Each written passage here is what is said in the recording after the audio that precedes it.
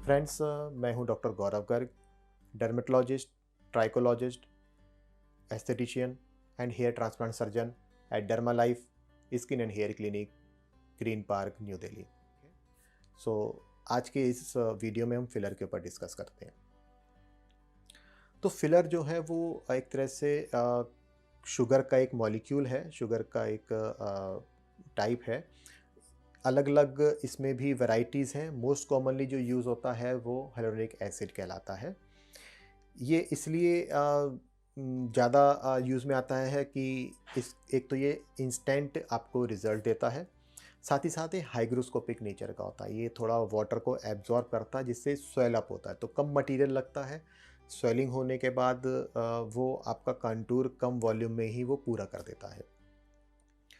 बहुत सारे लोग पूछते हैं कि इसके कोई साइड इफ़ेक्ट तो नहीं होते हैं, और इसमें किस एज से हमें इसको लेना शुरू करना चाहिए। तो एज का ऐसा इसमें बहुत ज़्यादा कोई लिमिटेशन नहीं है। यदि किसी के मान लीजिए लिप्स का साइज़ छोटा है तो वो अर्ली एज में भी इसको शुरू कर सकते हैं। किसी को जेनेटिकली यदि अंडर आई हॉलोनेस है तो वो उसको 20 साल 25 साल की एज में भी करवा सकते हैं। सो जनरली अर्ली एज में तो पेशेंट्स कम ही इसको करवाते हैं। 25 अबव काफ़ी पेशेंट्स हमारे पास आते हैं जिनको अपने फेशियल स्ट्रक्चर को ठीक रखना होता है, तो हम उनकी रिक्वायरमेंट के हिसाब से उनके फेस पे इसको इंजेक्ट करते हैं। अब इसके साइड इफ़ेक्ट्स क्या हो सकते हैं, तो डेफ़िनेटली यदि आप एक्सपीरियंस्ड पर्सन से इसको करवा रहे हैं इस ट्रीटमेंट को, तो डेफ़िनेटली आपको कोई डरने की ज़रूरत नहीं है। बहुत सेफ़ प्रोसीजर है। Only 15 minutes to half an hour इसमें लगता है, और पेशेंट्स डायरेक्टली अपने घर वापस जा सकते हैं। कुछ इसमें ध्यान रखने वाली बातें होती हैं, जैसे कि हमें फिलर यदि हमने फेस में करवाया है तो तुरंत हमें फेस मसाज है या कोई ब्यूटी पार्लर वाला ट्रीटमेंट अभी नहीं करना है कुछ दिनों तक। और जो इसका रिज़ल्ट आता है वो आपको काफ़ी हद तक तो इंस्टेंटली ही दिख जाता है, और कुछ रिज़ल्ट जो है इसका अराउंड 2 टू 3 वीक्स में भी आता है, क्योंकि जैसा मैंने अभी आपको बताया कि ये हाइग्रोस्कोपिक नेचर के रहते हैं फिलर्स।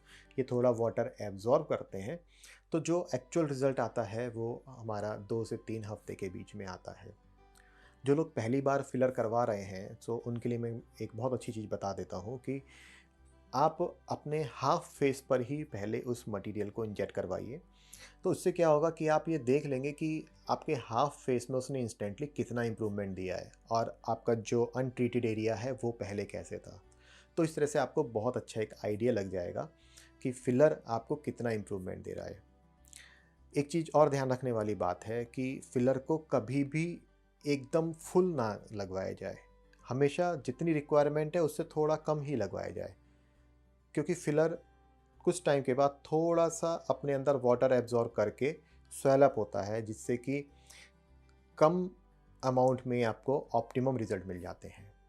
बहुत से लोग पूछते हैं कि क्या वो फिलर करवा सकते हैं या नहीं करवा सकते हैं? तो जनरली यदि किसी को एजिंग के साइन्स शुरू हो गए हैं, तो वो लोग फिलर के लिए करवा सकते हैं। मेडिकल कंडीशंस में यदि किसी को मॉर्फिया है, यदि किसी को जेनेटिकली एक पार्ट उसका एबनॉर्मली छोटा है, तो हम उसको फिलर से बैलेंस कर सकते हैं। हम फेस के दोनों साइड को हम मैचिंग करा सकते हैं।